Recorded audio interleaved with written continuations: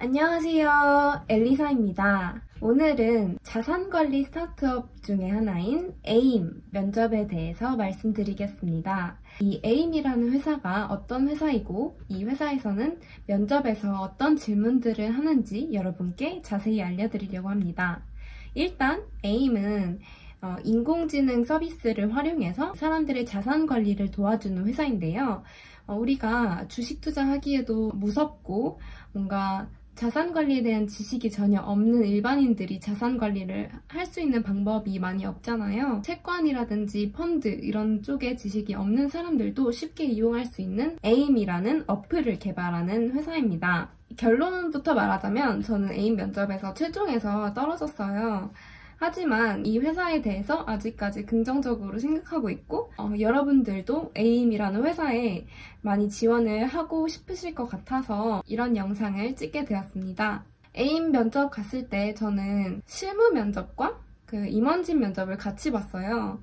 근데 실무 면접과 임원진 면접에서 물어본 게 거의 비슷했어요. 일단 인사 담당자분 면접을 먼저 봤는데 무엇을 제일 먼저 물어봤냐면 이력서를 보시고 이력서에 있는 판단들을 왜 했는지가 궁금하다. 예를 들면 왜 애초에 경영학과에 갔는지, 왜 이 동아리를 들어갔는지, 왜 이 공모전에 참여했는지 이런 게 모두 궁금하다고 하셨어요. 그래서 하나하나 대답을 해드렸고 또 특히 경영학과에 왜 들어갔냐에 대한 질문에 대해서는 어쩔 수 없이 논술 선생님이 가라고 해서 들어갔다 이런 식으로 솔직하게 대답을 했고요. 원래는 제가 심리학과에 가고 싶었지만 경영학과에 가서 결과적으로 잘 된 것들도 있기 때문에 그 잘된 요소들도 같이 말씀을 드렸어요. 그래서 지금은 후회하지 않고 있다 이런 식으로 말씀을 드렸고요.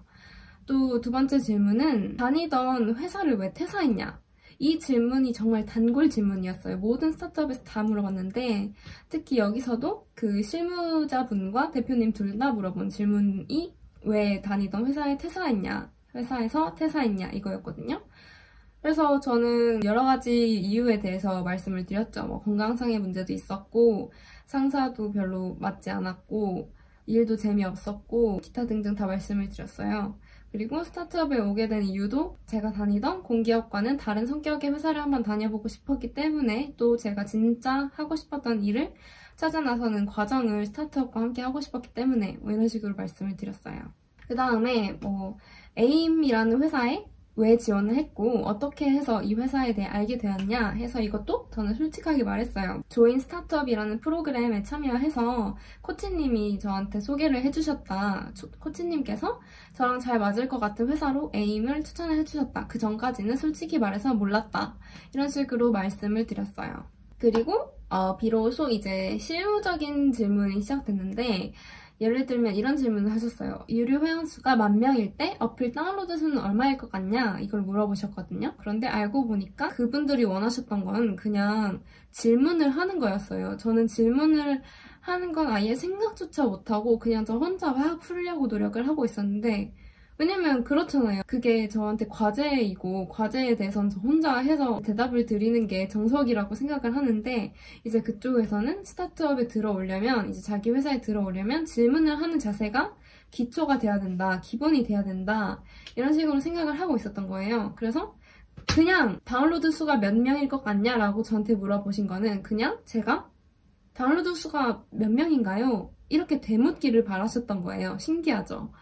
그래서 그때 한번 좀 충격을 받고 두 번째 질문으로 넘어갔어요. 두 번째 질문은 고객 컴플레인을 보고 어떻게 대응할 건지를 여쭤보셨어요. 예를 들면 앱이 정말 무쓸모이고 필요 없는 것 같습니다. 라고 앱 평가 실제로 어떤 분이 그렇게 남기신 댓글을 저한테 보여줬어요. 그래서 어떻게 답변할 거냐. 그래서 제가 일단은 팀원들하고 그 사항을 공유를 하고 이제 어떻게 해야 될 건지 서로 같이 회의를 한다. 그 다음에 회사에 원래부터 가이드라인이 있다면 그렇게 할 것이고 만약에 없다면 그것을 다 같이 논의를 해서 결론을 도출하고 난 다음에 이제 고객님한테 다시 그 댓글을 남길 거다. 이런 식으로 대답을 했던 것 같은데 그거는 잘했다고 했어요. 왜냐면 먼저 그런 이슈가 생겼을 때는 팀원들이랑 공유하는 게 제일 기본이 돼야 된다고 그렇게 말씀을 하셨거든요. 그래서 다행이다 이렇게 생각을 했죠. 다음에 대표님을 불러오셨어요. 그래서 대표님이 하셨던 질문들도